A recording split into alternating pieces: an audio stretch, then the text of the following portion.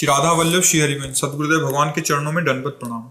गुरुदेव भगवान जी, मैं आपकी आज्ञा अनुसार दैन्य नहीं हो पा रहा। न चाहते हुए भी चुपचाप से क्रोध आ जाता है। सहजता से किसी बात का जवाब ही नहीं दे पाता। सहज रहने के लिए क्या करूं प्रभु जी, मार्गदर्शन। वैसे क्रोध आना तो स्वाभाविक हो सकता है, पर चुपचाप रहना अच्छी बात है। अगर आप उसे चुपचाप सह जाएं, उसकी चेष्टा ना होने दें, तो कुछ नहीं बिगाड़ पाएगा। पर क्रोध का लक्षण होता है चुपचाप नहीं रहने देता, वो फिर अपना प्रभाव दिखाता है।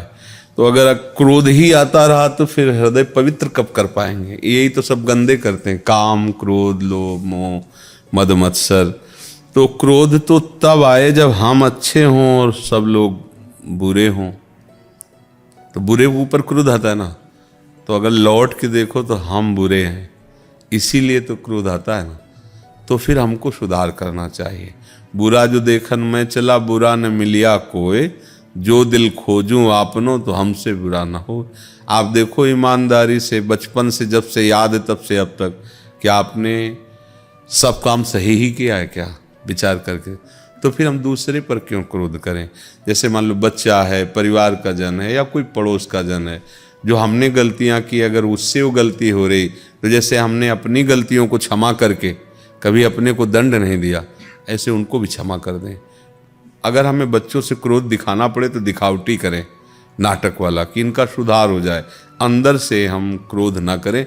अंदर से क्रोध करने पर फिर हमारा हृदय मलिन हो जाएगा, फिर हमारे अंदर द्वेष वृत्ति आ जाएगी। और भजन की तो बात जाने दो, फिर अगर हम संभाल ना पाए तो हिंसा आदि दोष हो जाते हैं। ना हम नहीं चाहते, पर क्रोध आ गया, हमने ऐसे थप्पड़ मारा कि नाक में लगा मर गया, ऐसे हमने झेल दिया, दीवार में लगा मर गया। हिंसा आदि दोष भयानक पैदा हो जाते हैं क्रोध से, और पूज्य जनों का अपमान भी हो जाता है, अपराध भी बन जाता है। क्रोध से कभी किसी को लाभ आज तक मिला नहीं है। जब कभी किसी को लाभ मिला है तो क्षमा से मिला है, क्रोध से नहीं मिला। आप क्षमा करो, आप किसी पर गुस्सा मत करो। तो बोले अगर हम क्षमा करते रहेंगे तो बढ़ जाएगा, वो और हमें सताएगा। नहीं, वो स्वतंत्र नहीं है, ईश्वर है ना, वो शासक है, वो सब पर शासन करता है। वो अपने आप ऐसी लाइन में पहुंच जाएगा, ठीक हो जाएगा। एक मुछ वाले ऐसे थे, बड़ी मुछ थी, तो एक बड़ा चंचल प्रकृति का नवयुवक था, वो उनकी बड़ी मजाक उड़ाता। वो बड़े बुद्धिमान थे, जहाँ वो निकलते था मुछाड़ा बैल से ऐसे, मतलब उसको गलत शब्दों में ऐसे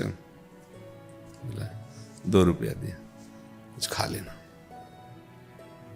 ये तो अच्छी बात है, विरोध नहीं किया उसने। एक दिन किसी फोर्स का आदमी मुझसे रखा है, वहां से जा रहा तो बस उसे वैसे 4-6 अगली बार वो निकला जो 2 रुपया देते, कुछ नहीं बोला।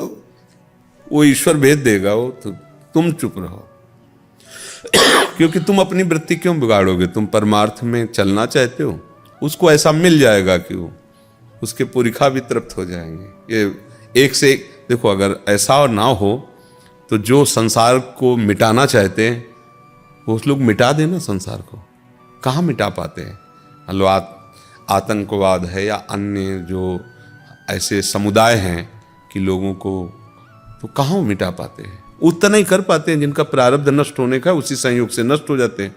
वो इसके आगे नहीं। ईश्वर है जो सब पर शासन किए। ये तो खा जाए ना, एक दूसरे को खा जाए, नष्ट कर दे, उतना ही जिसका प्रारब्ध है। जहाँ प्रारब्ध, देखो हजारों हिरन घूम रहा है, लेकिन जिस हिरन का भोजन निश्चित हो गया है शेर को, उसकी दृष्टि उसी पर जाएगी और वो हजारों को छोड़कर उसी के पीछे भागेगा, केवल उसी को। दूसरे को खरोच भी नहीं मार सकता। ऐसा विधान ईश्वर का सब कुछ है। हमको चाहिए कि हम उसके विधान में राजी रहें, गुस्सा ना करें। मान लो आपको कोई ऐसा प्रारब्ध आ रहा है, तो भी गेट के बाहर निकलते ही आपको कोई धक्का दे दे, कोई गाली, तो आप उसे सहो। वृंदावन आए हैं, कोई पाप था, बिहारी जी उसे नष्ट करने के लिए धक्का लगवा दिया, या आपकी जेब काट ले। अब बहुत बड़ी धन की हानि होनी थी, 10-5 हजार रुपया चले गए, कोई बात नहीं, वो देने वाला कोई और है। ऐसे विचार के द्वारा हम क्रोध पर शासन। क्रोध बहुत निंदनीय वस्तु, बहुत निंदनीय। ये अगर अपना रूप धारण कर ले तो बहुत ही मतलब गंदा काम करा सकता है। बच्चों को मार देना, परिवार को मार सकता है। रोज हम कहाँ तक कमाएं, रोज हमें परेशान, चलो सबको जहर दे देते हैं, मर जाते हैं, अच्छा अपने को भी मार लिया, सबको जहर। ऐसी कितनी घटनाएं होती। क्रोध से आज तक किसी को भी लाभ नहीं मिला, किसी एक को भी लाभ नहीं मिला। अगर किसी को लाभ मिला है तो शांति से मिला है, क्षमा से मिला है। तो हम काहे को गलत मार्ग में जाएं, क्रोध पर शासन करें। अब क्रोध उत्पन्न कहाँ होता है? क्रोध का मूल पकड़े, कामा संजायते क्रोधा, क्रोधा स्मृति विभ्रमा, स्मृति भ्रंशात बुद्धिनाशो, बुद्धिनाशात प्रणश्यति। क्रोध का प्रादुर्भाव होता है कामना से। जब हम किसी से, हमारा पड़ोसी हमारा आदर करे, हमारे अनुकूल चले, हमारे घर वाले हमारे अनुकूल, जब हम कामना करते हैं वो हमारे अनुसार नहीं चलता, तब हमें उस पर गुस्सा आ जाता है। तो हमें सोचना है कि हमें भगवान ने दिया है कि जिसके प्रति जो कर्तव्य करना है हमें करना है, वो हमारे प्रति कैसा करता है वो जाने।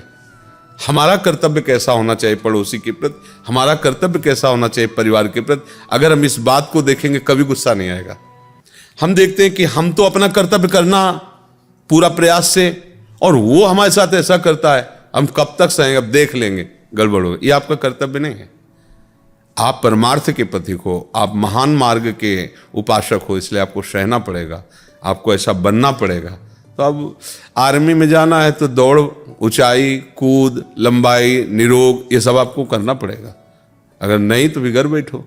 ऐसे परमार्थ में चलना है तो आपको क्षमा के द्वारा क्रोध पर विजय प्राप्त करनी होगी, निष्कामता के द्वारा काम पर विजय प्राप्त करनी होगी, भगवान नाम जपने के लोभ से धन पर विजय प्राप्त करनी होगी, प्रभु के चरणों में ममता अर्पित करके मोह पर विजय प्राप्त करनी होगी, प्रभु के चरणों में अहंकार समर्पित करके अहंकार पर विजय प्राप्त करनी। तब आप भगवान के दास कहलाओगे, तब आप परमानंद में डूबोगे। तो अगर हमें चलना है तो फिर हमें तो सहना पड़ेगा।